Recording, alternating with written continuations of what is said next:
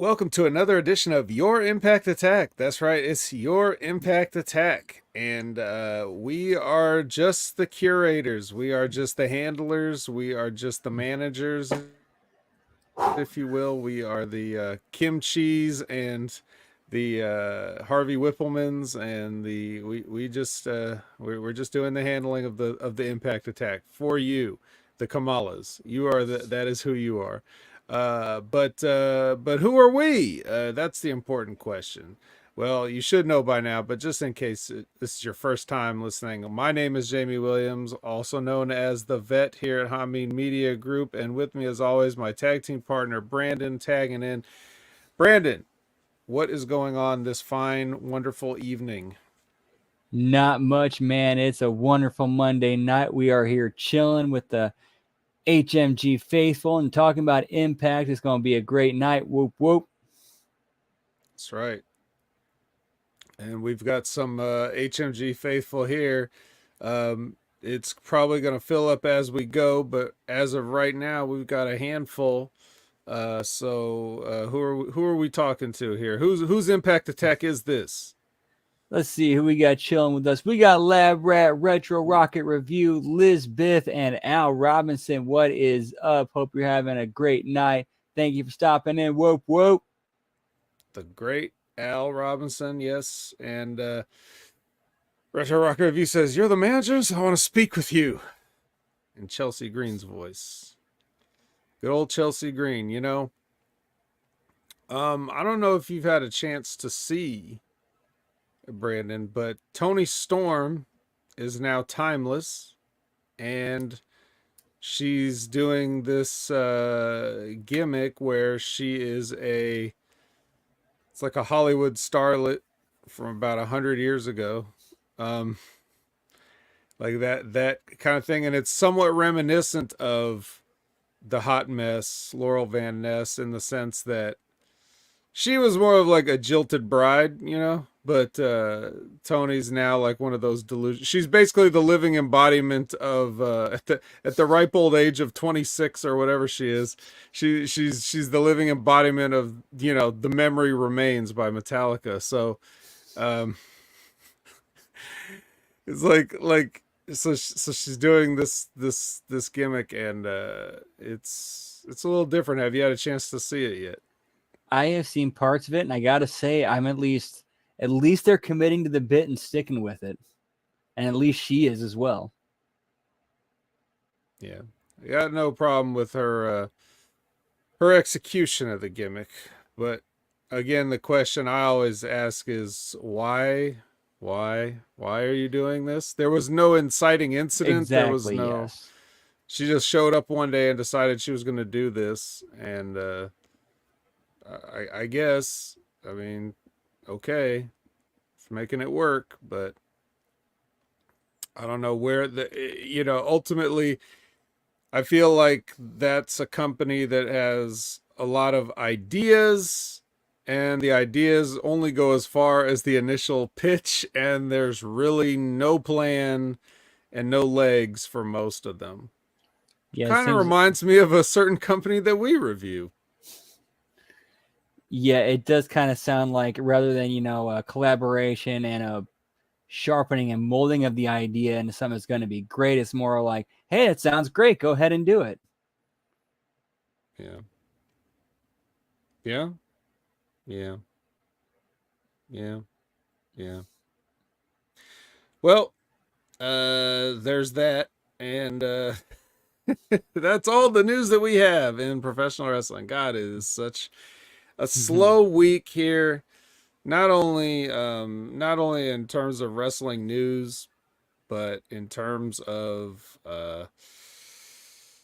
impact. I mean, it's another sort of treading water episode. So let me tell you, if ever you guys had any, you know, Reddit AMA questions for us, you know, that you want to try to tack on to the end of the review, and we could do a little Q&A or anything like that, today would be the day, because this is not going to take us long to get through. Um, so I guess without you know, we could get into it in a minute. If we have any other things that we want to discuss, or if you have any questions now, I mean, go ahead, throw those out there. But Brandon, is there any sort of news items that you saw, or anything that's interesting to talk about before we get started? I guess the only real major thing I noticed is that apparently Endeavor, at least according to PW Insider, has creatively christened Triple H as the guy. The King, the King of Kings. I mean, as far as terms of creative, yes. Oh yes, sounds great. It is. Well, I mentioned this a little bit earlier today on the Monday Locker Room. If you didn't get a chance to hear that, I said you can make a direct correlation on how involved Vince McMahon is with the day-to-day creative by how much gray is in Paul Heyman's hair. If Paul Heyman has a lot of gray in his hair, that means no Vince. If Paul Heyman has a jet black hair, it's all Vince. So he's going pretty gray. And then you've got things like Johnny Gargano coming back and all this other stuff that, it's you're seeing those kind of influences directing the shows now. Where's Killer Cross been? That I have no idea. I don't know if there was an injury or anything, but he could be coming. I think what they're doing with Killer Cross, if I had to guess, based on nothing but intuition, I would say that they're trying to let people forget everything that they've seen lately. Because the last things that we've seen Killer Cross involved in is just randomly losing to AJ Styles on SmackDown. There's really no story or anything interesting. So I think they're trying to just let people forget about that for a little bit and just bring him back in a meaningful way. As my guess, I don't know. But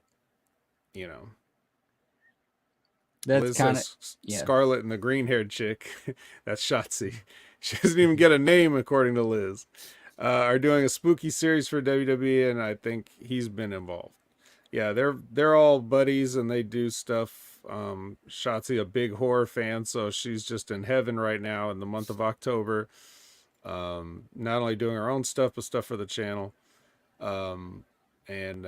So they're not fired. I could say that.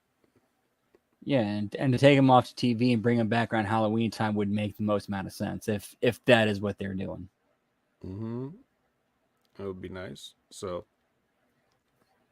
yeah, I wouldn't worry too much about Cross.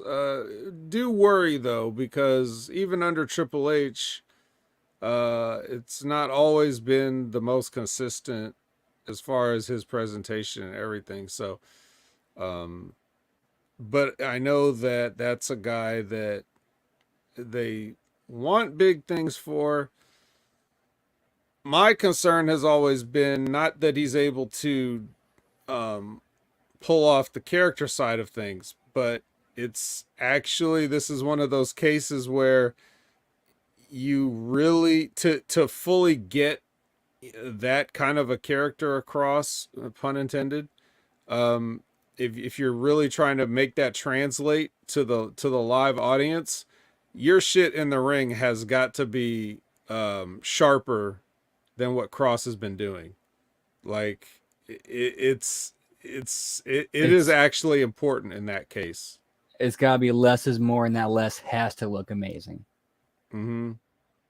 Right. So yeah, you can't just be having regular matches and just be kind of okay. Like everything you do has to look good, and like you said, if it's less is more, then that you can't just be okay with the less. You have to, your shit has to look like it does kill somebody, and his doesn't. It's something I don't know. It's not just him in WWE. I've seen him in everything. I've seen him from Impact Wrestling when he was there, New Japan, GCW, whatever else he's been involved with, Lucha Underground, like his shit for a guy named Killer Cross is supposed to be some sort of a psychopathic mixed martial art serial killer, whatever he is. His shit looks like kind of like C minus wrestling is what it looks like. So he's just got to tighten his shit up, but there you go. That part you can do. So he's already got the character stuff, and as long as they find a good presentation for him, they'll be fine. What else? So yeah. So Triple H, as long as he gets a chance to like go forward with consistency on his booking and everything, that'll probably be best in the long run. The problem is right now they've got a lot of makeup work to do because they've kind of marginalized and devalued all of their talent across the board, and they keep making these weird booking decisions. Like if it's Triple H's booking decision to have Seth Rollins come out every week and say that he's got a broken back, and then you have Shinsuke Nakamura and he's had 3 tries at a guy with a broken back and he can't win. What's it say about Nakamura? Like, I can't beat a guy with a broken back. Yes. Who can you beat? Like, why would I expect you to ever win a match now? Like, why do you beat a crippled guy? Yeah, why do you have a contract? So, and also, why are you letting Seth Rollins wrestle with a broken back? Or, there's so many questions that you could ask about just that program alone. You could ask so many questions about it. And we've got to get away from things like that. I know what they think they're doing. What they think they're doing is they're saying, look how tough Seth Rollins is. You can't stop him even if he's got a broken back. But you do that at the expense of everybody else that's going to face him from now on. And it's not grounded in the reality of the false reality you're trying to build. Like, it's completely unbelievable. Which, if you rewind it back to the earlier false reality, last year you had Seth Rollins versus Cody in Hell in a Cell, and Cody had one arm because he tore his pec and he went through with that match, and you had him beat Seth Rollins. So Seth Rollins can't beat a one-arm guy, but he can beat Brock Lesnar in 5 minutes, but he can't beat a one-arm guy, and he can beat a guy that's fully healthy in a last man standing match with a broke back. You're not consistent with your storytelling here. You killed Seth Rollins the moment he couldn't beat a one-armed man, and now you want us to believe he can overcome these challenges of the broken back. Get your shit together. We do remember, and people these days have access to those things. It's not like the 80s where you can just say, no one will remember that, and they'll have no way to bring it back up to you. But now with social media, they'll just find it and rub it in your face and say, look at what you did here. And hey, does everybody remember when this happened? And it's a different time. You have to think that everybody remembers everything, even if they don't. You got to be on top of your own creative, I think. So whether you have to hire continuity teams or whatever you have to do. And that's a worthwhile investment. Just have somebody that goes back and looks through all the content. Okay, like, did this happen? Or just to like fact check, or just like you said, the continuity expert. Yeah. Well, we already know that they hire all these people to make social media accounts to attack AEW. So, just change their job description. Who knows? Hate bots. Yes, that's right. Speaking of which, where's HateBot? Get me HateBot. But anyway, so I don't know. With that being said, I guess that's pretty much it, right? Nothing else to talk about. Nerp. Okay.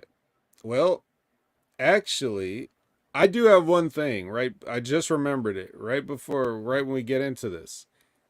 So I was watching the New Japan Destruction and Ryogoku show, and Just Five Guys recently had a member of their faction defect to the House of Torture, and that left them as just four guys. But they already have all the merch and stuff printed up as just five guys. So Taka Michinoku was going to be in trouble if he was calling everybody just five guys, and now they're going to have to change the merch again. So they need to debut a new fifth member. And guys, who do you think that fifth member was? I'll give you a moment to answer as Brandon thinks it over.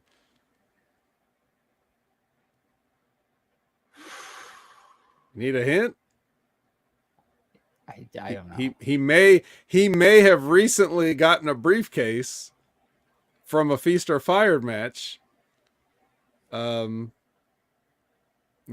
we all speculated that this meant his return to New Japan. How about that? Yuya Uemura? Yes! Yuya Uemura has debuted as Yuya Uemura. With Tom Brantley said, Moose? Yeah, I wish. I fucking wish Moose debuted in New Japan as one of the just five guys. No, it's Yuya Uemura. Heat Storm, Yuya Uemura.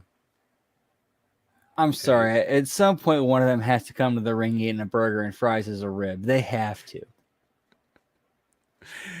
It's so great. It's like it's just it's the perfect thing of like it sounds they use an English name that just sounds cool to them because they don't know how silly it sounds to us.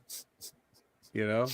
It's like people, it's like white people getting the kanji character tattoos or whatever that don't really know what they mean, but they like you know what I mean? It's like, and a Japanese person's probably like, well, I wouldn't get that tattooed on me, but okay. Same thing with them. Just five guys. If you say it in English, because it's in English, it's not like they translate the name to however many. I don't know how to say. They have different ways of counting numbers. So, but if you were just saying just translate, just five guys, that's not what it is. Everything says just five guys in English, so it's great. When you put it that way, that makes way more sense. When I heard that name, I'm like, really? You couldn't come up with something better? They're like, really? Yes, really. That's what they wanted, I guess. It's not a very...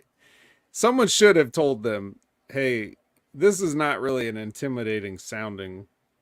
But it is also kind of just like the faction was put together out of people that were sort of like out of a faction, so they don't really have like a lot of consistency among the group. It really is kind of just five guys, so maybe that was part of the thinking, right? Like if like the right kind of characters and the way they come together, a name like that could work and make sense, but like the story behind it and the characters have to make sense. Yeah. So I want to acknowledge Todd Brantley, for stopping in before he starts watching the Packers game, as he says, which is already going on, I think. But I appreciate you coming in. Yeah. So, yeah, that's it. So Uemura is back. He's re-debuted. He's with just five guys. He's just a guy. And so that means he's aligned himself with world, their champion still Sonata as of the moment. So this is, it's kind of funny to have your top guy in the faction of just five. Oh, you're just five guys. Well, you are the champion, but you're just a guy. It's kind of funny. So yeah. All right. Halftime. Got it. Well, they actually showed their entrance video when Sonata wrestled for them in that 6-man. Mm-hmm. That's right. Just five guys. It's that's Taka Michinoku, Sonata, Doki, Yuya now, and who's the other guy? Taichi.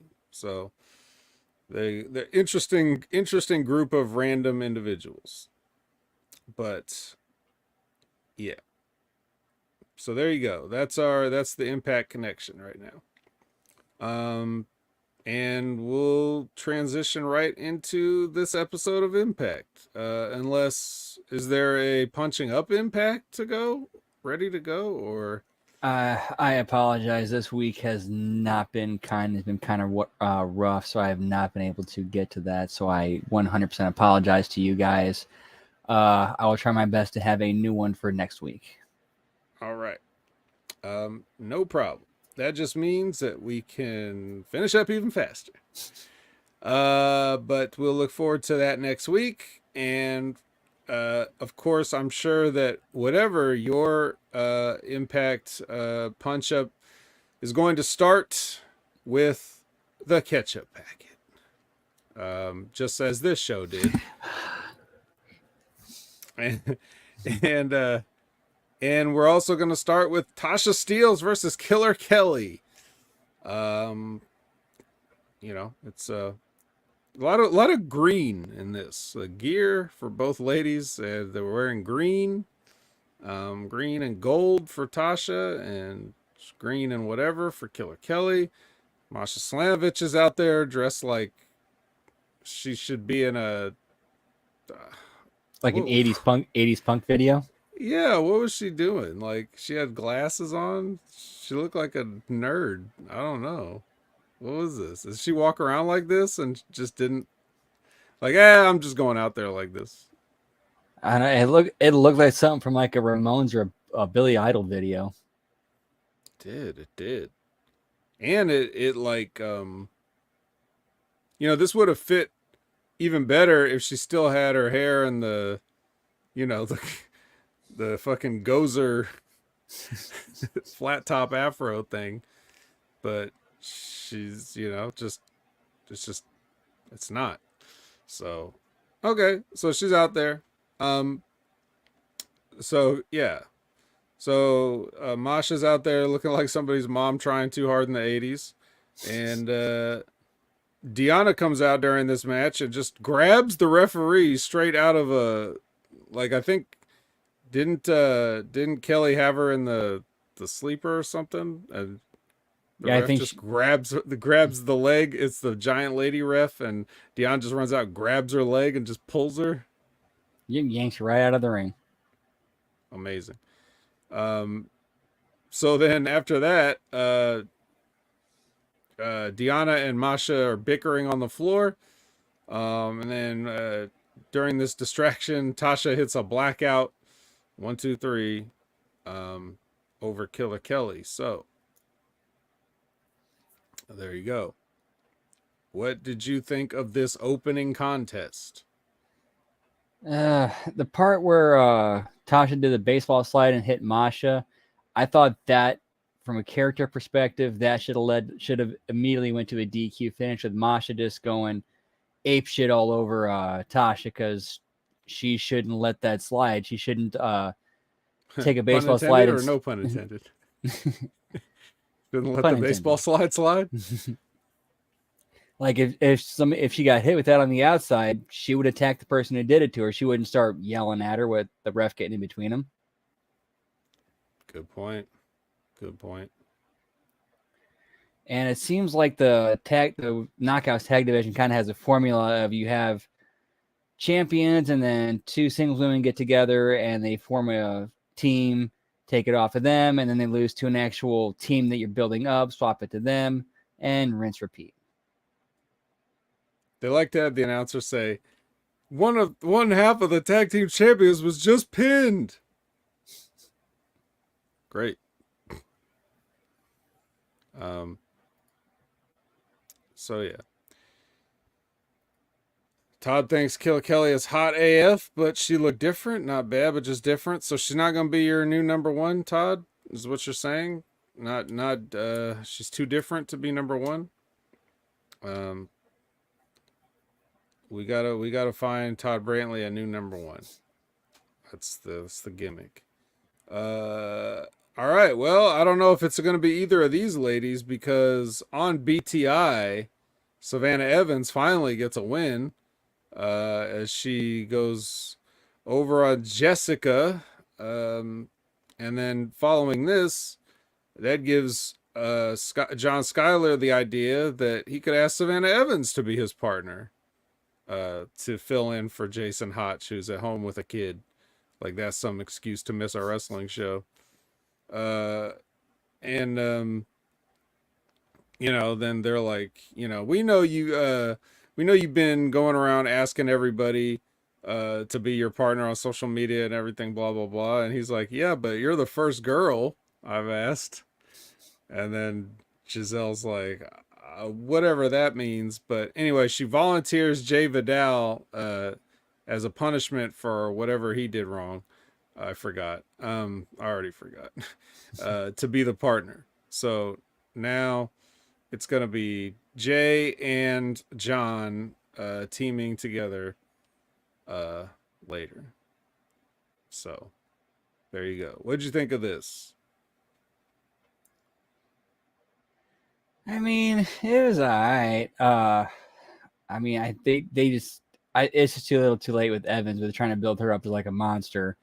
Plus with Jessica, who's been shown to be kind of a softie at this point, but it's just still a monster softie. Great big softie.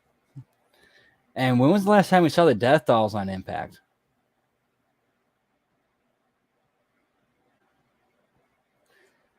I think like the last time I can remember is like when they had that one scene back outside with Santino, and they did their huddle, and then Santino joins the huddle.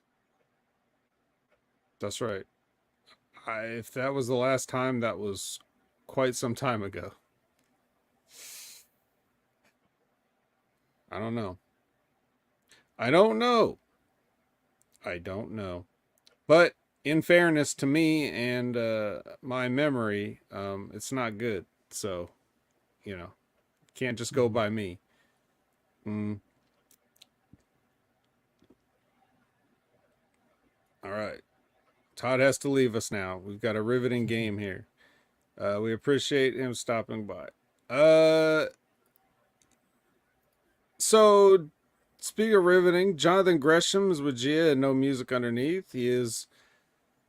She asked him about what he did last week, which was pulling the trunks, which goes against everything he said that he's supposed to be doing. And he says, exactly, I'm trying to prove the incompetence of the officiating here in Impact. And so I'm bringing that to light. And then Bailey comes in and says, hey, what's up with that?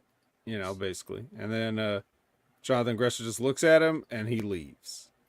So no answers for Bailey, but that's probably because he just fucking answered the question right before you walked in.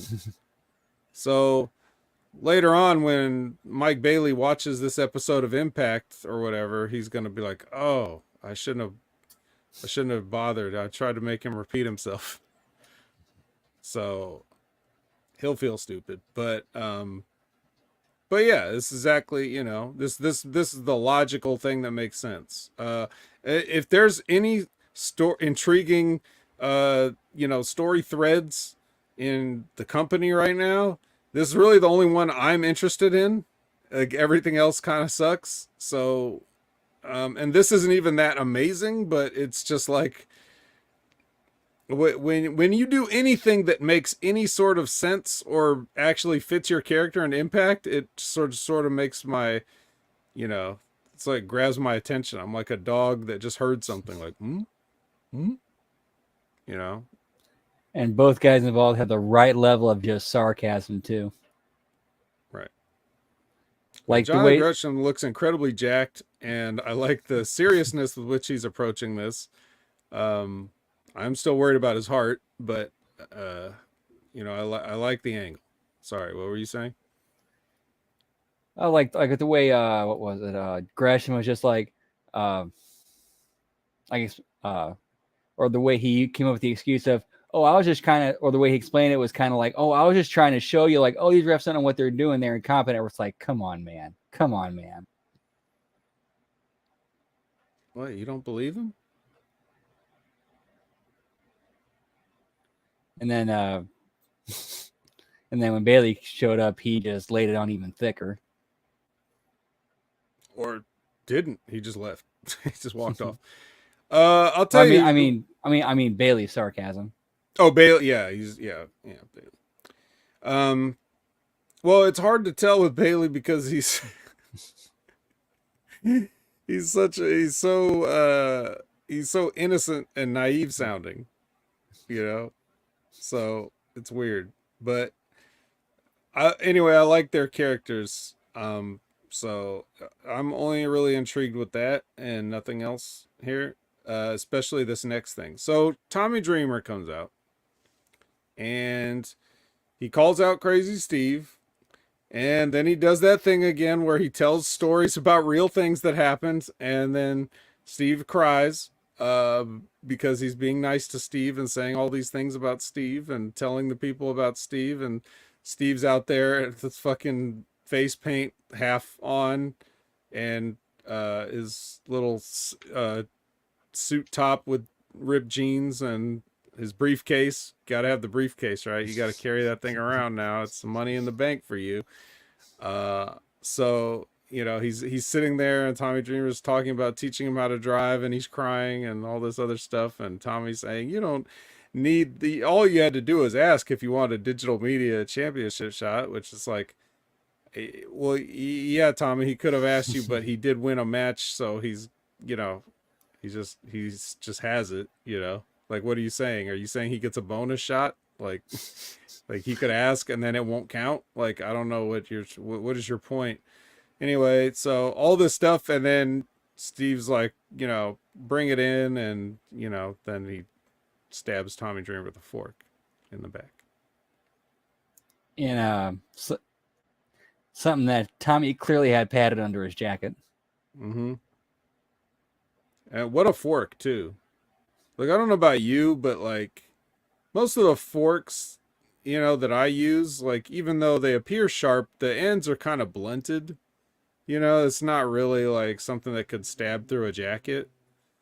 And a thing that it's supposed to stick in through the jacket.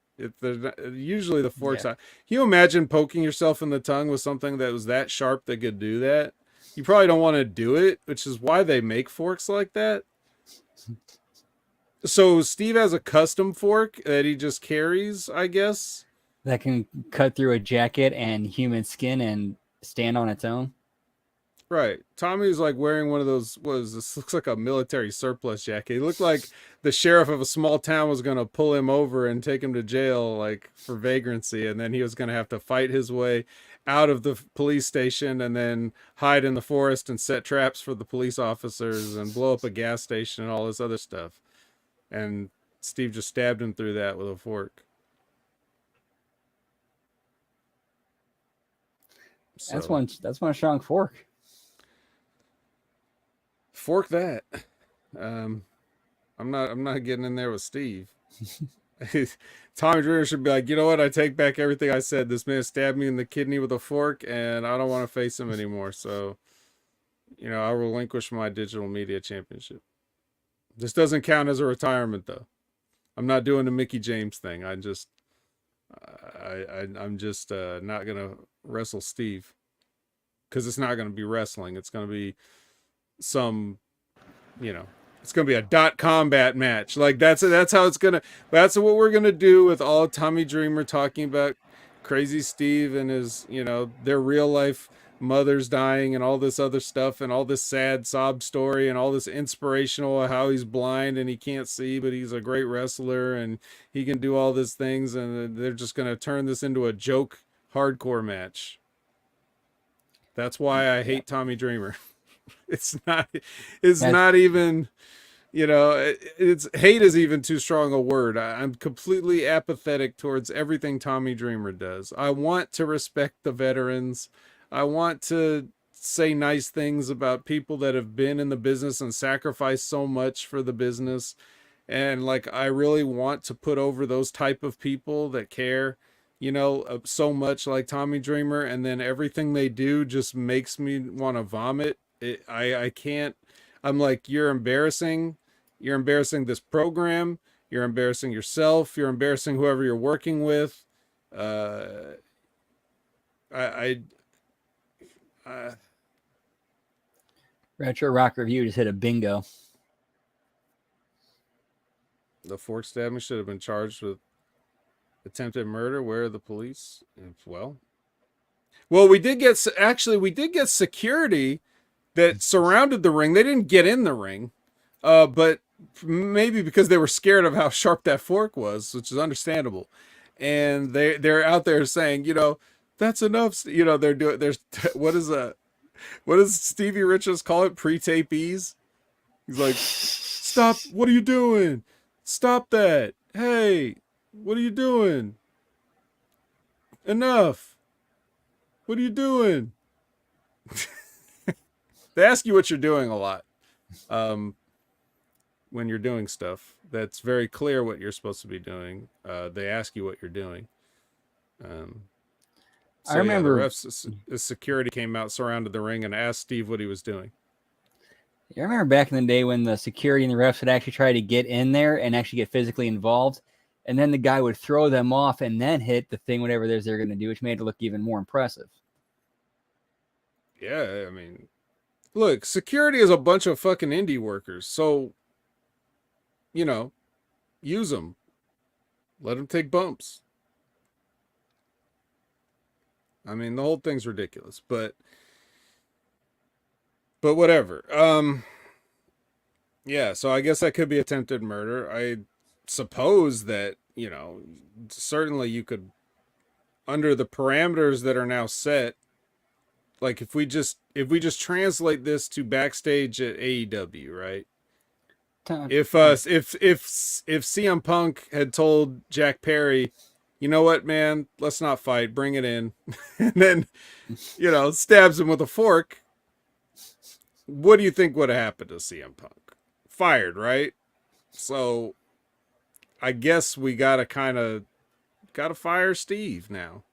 Probably some criminal charges too. Yeah. But no. Tommy Dreamer's a nice guy. He's not going to press charges. I know Tommy's not, but the company could still press charges. The fans could press charges. I mean, come on. They probably feared for their lives in that moment. There was a deadly fork in the room. That could have come flying at any of them at any moment. I wouldn't feel comfortable going to an Impact show, or God forbid, taking my kid to an Impact show where there's a fork that sharp in the arena.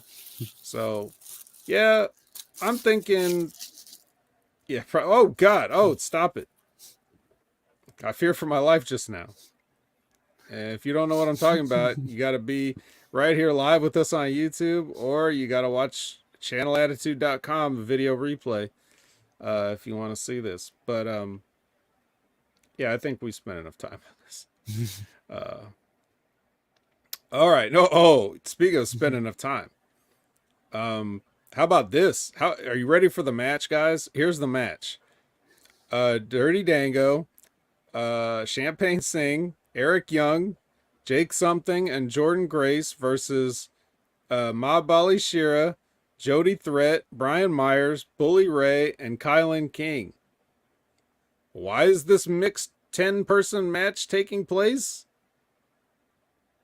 Because whoever wins, whichever team wins, gets a 5-way match to determine the 20th spot in the Call Your Shot Gauntlet. Whoever wins that match gets the 20 spot, and whoever they beat gets the number 1 spot in the gauntlet.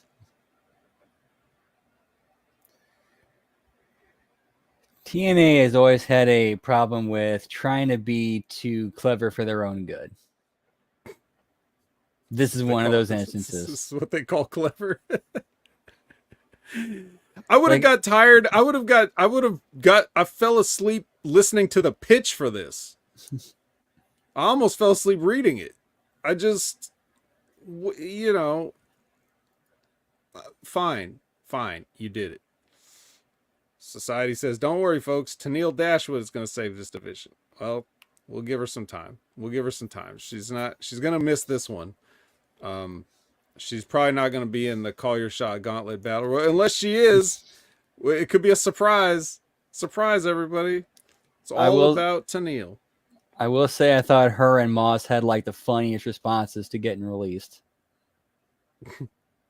Yes. Well, guess I'm not going to that show in my home country.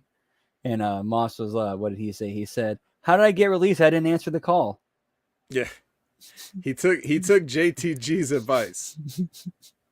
JTG always saying, "Damn, why did I pick up my phone?" He said, "Yeah, you're right. I won't pick up my phone. We'll leave you a voicemail." So, yeah, one of the teams wins. Congratulations, one of the teams. Yeah. Which team was it? It was it the Eric Young team? I think it was a team with Jake something. Yep, that's the Eric Young team. I know we couldn't remember who was on, but I wrote it down so we don't have to remember. I wrote it down. Yeah, they one of the teams wins. So yeah, yeah, yeah, yeah. This Josh, why was this match so long? It didn't need to be this long. they clearly didn't have anything for us, so they needed to just. We didn't even. They could have killed time and showed all 10 of the entrances, and they didn't do that. Yeah, and it looks like Bully's a heel again. After the whole thing they did with him and Devon doing the babyface Team 3D thing. Yeah. Well, hey. Well, it actually looks like they might be going with a Bully Ray face thing because later on they did something where, or they kind of teased it with what Macklin says later. Right. Yeah, he didn't really do anything in this match, did he? I don't even remember.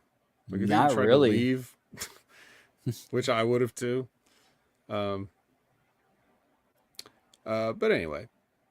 So Josh Alexander's with Gia, no music underneath. They're interrupted by Shelly. He's saying he'll be on commentary for Josh's match.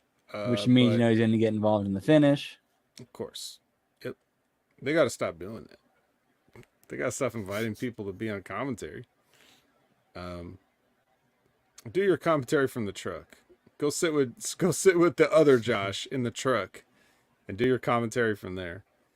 All right, then right before we go to break, we see the fans are being instructed how to whip someone with a belt. What does that mean? We'll find out after the break.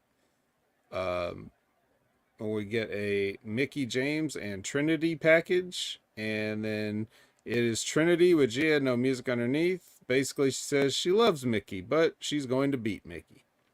So nothing amazing there. Yeah, your usual mutual respect. Hey, you my friend, but I gotta beat you promo. Right. And you would, I guess, in this situation, you wouldn't do anything different than that. Fans revenge match.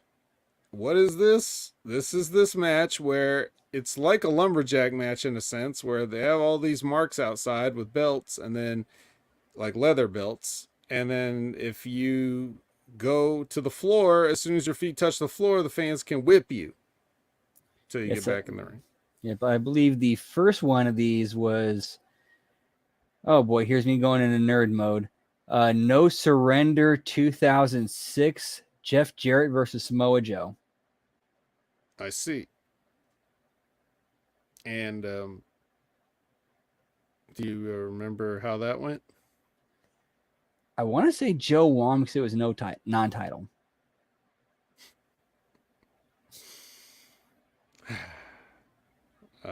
Yeah. Well, this is not that. This is a tag team match, playa, and they are going to it's going to be ABC versus Skylar and Jay. That was the team that was just made. Skylar takes his on the way to the ring promo opportunity to butter up the fans and talk about how great they are. And he encourages them to whip the Bullet Club as hard as they can when they get the chance. And it doesn't really happen that way. But you forgot to mention that he said, make sure that you do it with your good hands. Mm-hmm. Oh, yes. Oh, I didn't forget. I just left that shit out. I was trying to help John Skylar out for once. Honestly, that may have probably been the best thing that they've done. Like, okay, that was kind of a decent payoff, or just the only kind of payoff for everything you've been doing. Now, please go away. Yes, please go away. Go have a kid or something. So predictably, John falls outside the ring almost immediately and is whipped by these fans. And then when Bay lands on the floor, he like poses and takes selfies with the fans. There's high And fives then and two sweets. yeah, and then when Skylar goes outside to complain, they whip him. Hey man, he should have complained from inside the ring. But yeah, it's just a bunch of shit like this, and they definitely feel like when they got a chance to whip Jay, it definitely looked like a hate crime for some of those people. But eventually ABC wins, and the fans get in the ring and celebrate with them. So, what do you think? And just a fan pleasing match. Okay, I don't know who it pleased, or what the fans are, but sure. Total, or I should say, total house show match. Right. Yeah. Well, I don't even like. Why did this happen? I don't remember exactly them talking about something that would lead to this. I remember there was a promo of Santino last week that set it up, but I don't quite remember it or the logic behind it. Yeah. Well, that's bad. Should immediately spring to mind if they did anything substantial. Yeah. Meanwhile, this is the opposite of Bret Hart and Mr. Perfect from SummerSlam '91. Now, if I'm not mistaken, that's the one where Perfect had a broken back, so he couldn't, much like Seth Rollins. And instead of going over on Bret Hart strong, he and kicking out of all of his stuff, he actually put Bret Hart over and made Bret Hart. Which is what you're supposed to do when you have a bad back. But, Get out there, pal. Yeah. Well, anyway, yes. Thank you Society Reviews for reminding us of what a good wrestling match was. This did not remind us. This reminded us of how bad wrestling matches can be because we got a package for Fat Eddie and Frankie Kazarian, who have done some of the worst stuff lately. And I don't even necessarily blame them. I mean, I do blame them a little, but they're, for whatever reason, this is getting beaten into the ground. This is getting beaten like fans with belts at ringside. This is if anything, Eddie and Frankie are trying, but it's like you ain't giving us shit to work with. Yep. Yeah, it sucks. Mention Kowalski a lot. Yeah, Kowalski. Come on, we're Kowalski guys. We can't do this. Oh, let's settle this like Kowalski would have wanted it to. Kowalski. Fucking goddamn, man. Just let the man rest in peace. He would not be happy about this, I don't think. He might babyface them if he was talking to them directly, but in his mind he'd be like, ugh. So, anyway, here's a match that Killer Kowalski might be proud of. It's Moose versus Bhupinder Gujjar. Now, Moose dominates this match and wins handily. And it made me think, going back to a different point in time, this didn't really seem like the spot that Gujjar was headed for. And I'm still not sure I'd put him in the spot now. But nonetheless, that's where we're at. And then after the spear, Bert comes out, and then we go to break. So before we talk about what happens after the break, your analysis of Moose versus Gujjar and are you also sort of somewhat disappointed that Gujar is in this role? Yeah, I mean, I thought they were going to do more with this guy, and they were obviously building him up for something. I thought they were going to do a lot more. I mean, he's got a decent look. He can cut a decent promo. He's got to produce him until his English gets better. But I thought this guy had a lot going for him. Yeah. And yeah, this wasn't not the Kevin Knight style. No. This was this should have been a local. This should have been Sheldon Jean. This should have been one of these type of characters. Not somebody that you had been sort of pushing. I know it's been a while since that Gujar push was happening, but still, he didn't really fall off that bad. So he must have fell off in the office some way, is my guess. Right. 'Cause- Right. Plus, all the business was after the match with Moose and Macklin. right. So do we really need it to be him? Could not have just been a guy. Could not one of those security guys that said, "Hey, what are you doing?" Couldn't they have gotten dressed and taken a spear? Like I don't, you know. And the sorrier the opponent, the more it fits into Moose's character, talking about needing a tune-up and like not wanting to actually face anybody good. Right. But yeah, rather than just have one in competition, he just wants a tackling dummy. Right. Um. So anyway, that's like I said. So after the break, Bert is in the ring with Moose and Myers, and he claims that that's his case. He's the one that went and got it down. Rhino's the one that speared him, and it flew out of his hands and into Moose's hands. So he demands that Moose gives him the case, and Moose just laughs at him and says, is this a setup? Where's Bully? Starts looking around. They start looking around for Bully to come in. And Bert says, no, Bully's not coming. I'm not, this isn't a setup at all. Bully's gone soft and you hand this case over or I'm taking it, is basically what Macklin says. And then we go, let's see here. Lightning crashes and a whole segment dies. And a briefcase falls to the floor. That's actually hilarious. If you care, PCO comes in, tries to run he makes a comeback. I think he hits a double clothesline and he falls over, so the camera pans away to a fan cheering so that you don't see PCO fall over. But why else would they do that unless he fell over? And then as Macklin's like going up the ramp, Rhino gores him, and they play Rhino's music. It's like, oh shit, Rhino! Josh Matthews in the truck screaming, "Oh, Rhino! Oh, he's okay." Play his music. Yeah, I'm looking at my crystal ball. I see Macklin and Moose versus Rhino and PCO. Mm-hmm. Mm-hmm. Yep. Yeah, this is anything non-Moose related in this sucked.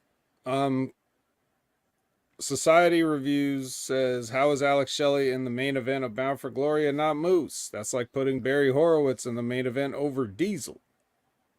How do you know Moose doesn't end up in the main event somehow? We ain't there yet. Yeah, I believe something else happened at Bound for Glory last time Josh Alexander was in the main event. So, yep, and we know we Moose could see that. And we know he's got a way to stick his nose in there. Yep.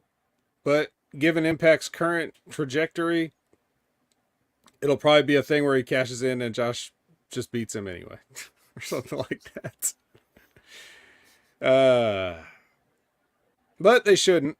They should just have him like, I can't believe Moose did it again. Like, actually do it again. And as long as his wife's not in attendance,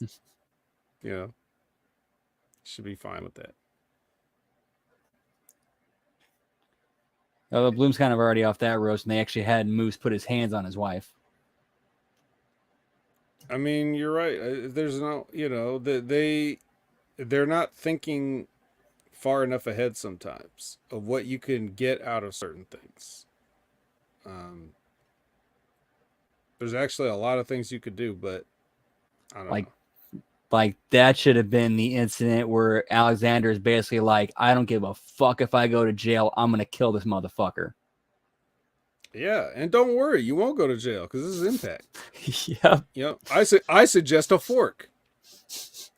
So the Rascals tag the belt and their belt. I mean, each one of their individual belts, they're tagging it, and they actually hit it this time, unlike the entrance, because they're using real paint. And they're like, "Why didn't we do this? What took us so long to do this?"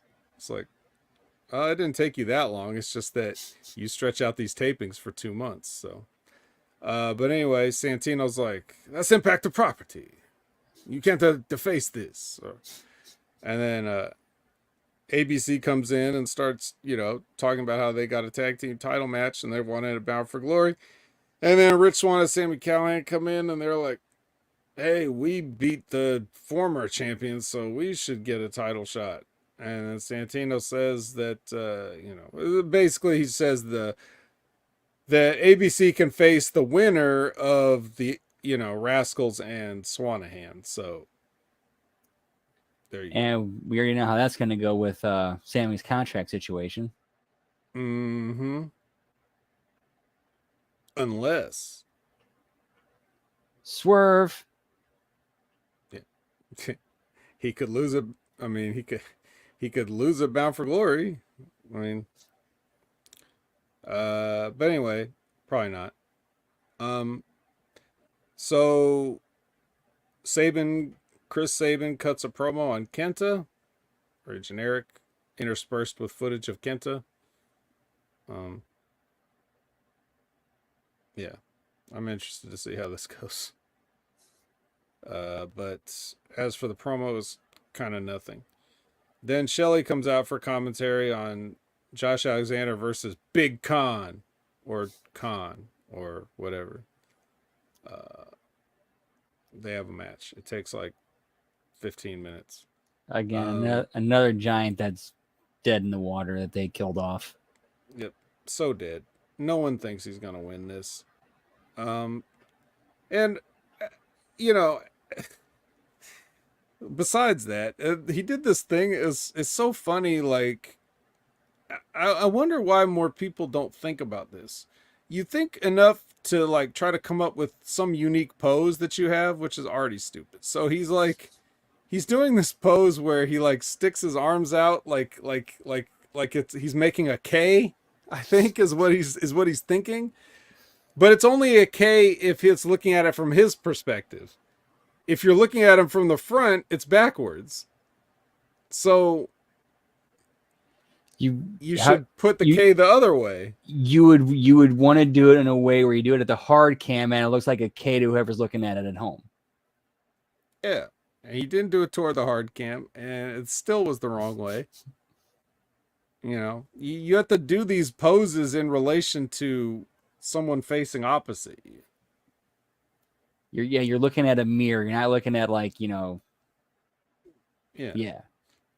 Maybe in the mirror he thought it was right because it was backwards because it's a mirror. But whatever. The point is, if you think enough of yourself that you need to have a pose, you got to put the pose in the right way. So, yeah, that's just it.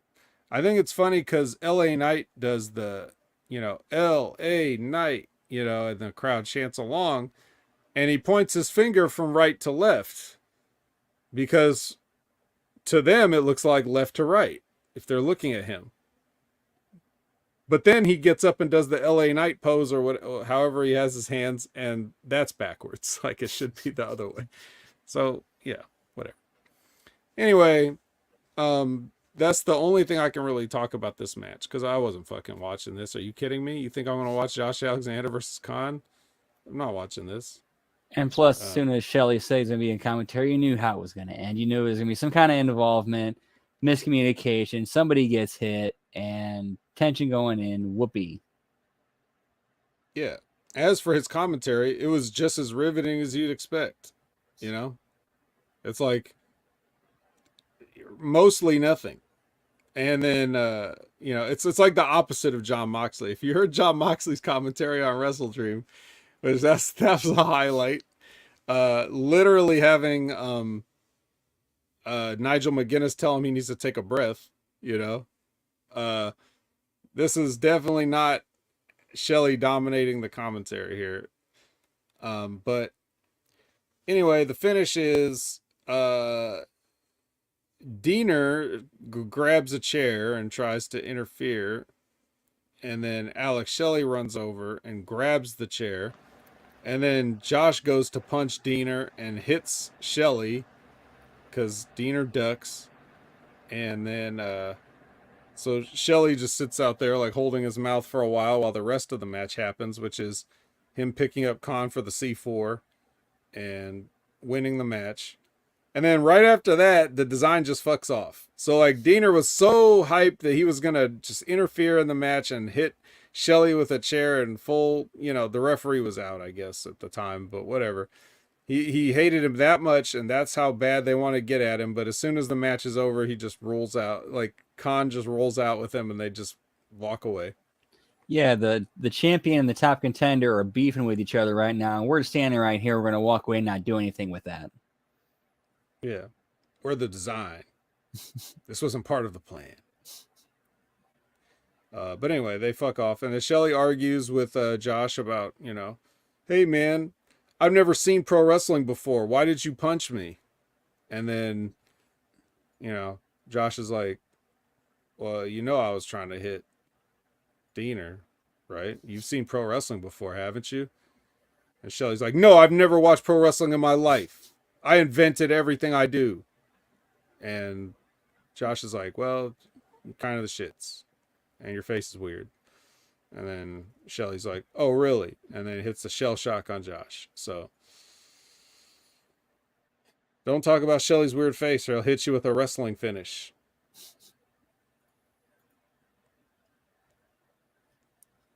What is the thing that Dango always says? Man, I hate pro wrestling. Actually, I love pro wrestling. It's just that I haven't seen any in a while. So I haven't seen any that I like. I haven't seen any that I like. No, I just haven't seen any. This ain't pro wrestling. This is sports entertainment without a budget or logic or stars or anything. So that's your episode of Impact. Impact Sports Entertainment.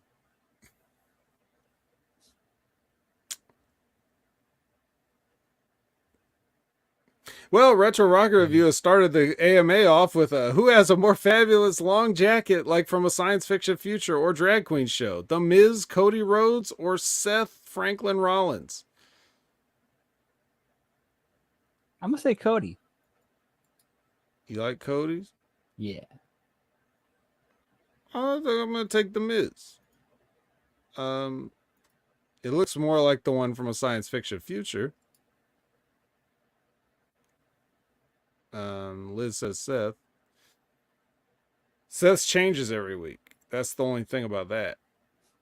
I think Miz has 2 or 3 that he cycles, and they all look like they're like he would be a Flash Gordon villain. And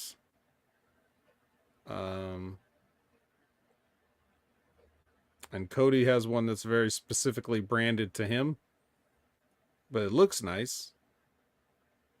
I like the style of Cody's jacket the best, but I could do with all the American Nightmare stuff not being on it.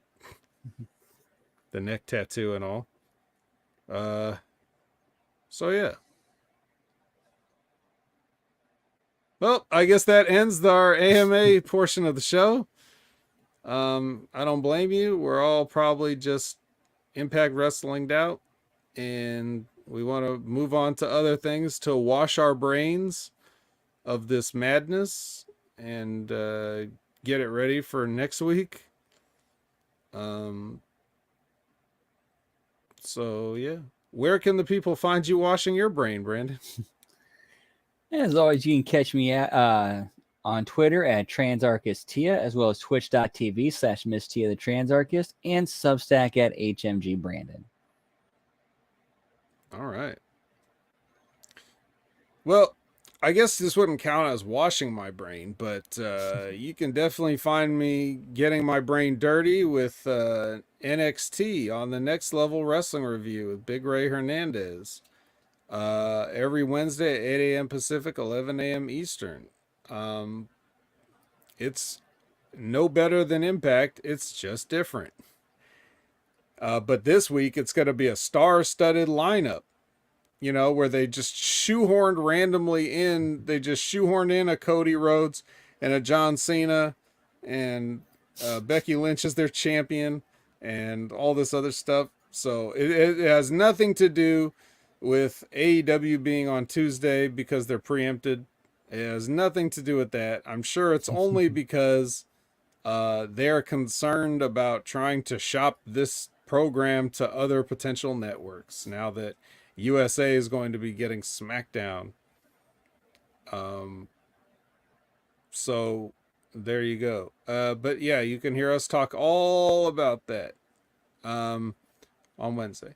And then you can, if you didn't see the Monday Locker Room today, you can check that out. That'll be the October 9th edition, myself and Ben Hameen going over the stories of pro wrestling, and Ben Hameen talking about the state of the world today. And it's a fun show there. And then you can also find me on the Wreckage on Sunday mornings, also 8 a.m. Pacific, 11 a.m. Eastern, where we talk about aforementioned AEW, and they are just their cable and satellite numbers are in the toilet. They're circling the toilet so quickly they're now below Rampage in viewership for the last time they put out an episode. Which, funny enough, I think I gave that episode the highest grade in a while. I think I gave that lowest rated ever episode of Collision. I think I gave that a B-. But it just goes to show you that it doesn't matter how good your show is. Nobody's watching. So if a tree falls in the forest, or if a good wrestling show happens, does it make a sound? No. So yeah, but anyway, you can hear us talk about that. Us being Chris Ames, that's Lambs with no L or bullshit first thing in the morning, and Jimmy T. Talk about that. What else do I do? Some stuff. My Wrestling with Rip Rogers is on every Friday at noon Eastern concrete time, except when it's not. So if you go there and you follow them, subscribe to them, get notified about them, then whatever time they're on will be a concrete time that you can watch it. And so, yeah, check them out. They just had, for members, if you sign up to be a member of the Rip Rogers channel, then you can get a full 2-hour interview with Kerry Silkin from Ring of Honor, which is pretty entertaining. I haven't listened to the whole thing yet, but just from the stories that he's been telling about how he got into it, how he ended up being a part owner of it or whatever, like that's all pretty fascinating. And there's still plenty of more story left for me to hear. So eventually, if you don't want to be a member, eventually that will probably be made available. Just like the Gerald Briscoe interview is finally available for non-members. So being a member gets you early access. So you might want to consider it if you want to hear these amazing interviews with these great figures in the sport. Gerald Briscoe, Kerry Silkin. They had one with One Man Gang. So go to Wrestling with Rip Rogers and check those out. Then we gotta talk about Stevie Richards for a second. This guy's out of control. All right, he's doing so much stuff.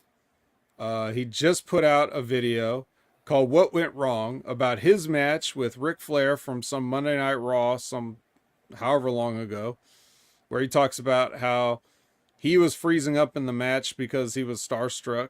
And it's a very interesting breakdown and analysis of what goes on in a wrestling match. And because it's Stevie in there talking about Stevie, he can give you more insight into it than he can even when he just breaks down other people's wrestling matches, because he knows what happened and he knows what he was thinking and he was there. So that's a fascinating video that you want to check out. But even besides that, he's got his, Road to Recovery series on his fitness channel, which is a separate channel. And then he's got the, the Big Fitness Show podcast with Big Mike Barons, which also has a YouTube channel. So Stevie Richards everywhere. And it's growing at a rapid pace. Matter of fact, I think, let me check here. What is the count at for Stevie Richards Wrestling Analysis? I am looking, and it is now 83.1 thousand subscribers.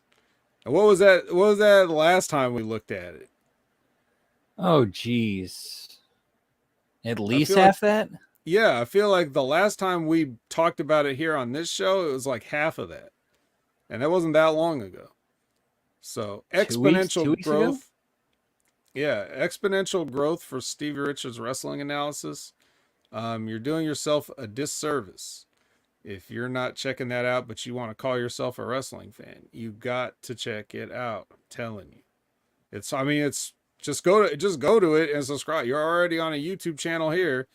Now just click over to Stevie Richards Wrestling Analysis and just hit that subscribe. It's free. There's no reason not to. How dare you? Don't make me come in there. But yeah. So there you go. And that's just about it. I think I've covered it. I think I've plugged everything I need to plug. So thank you all so much for joining us, VBC. We are the VBC. And we'll be the VBC next week. Same bad time, same bad channel. For Brandon, I'm the vet.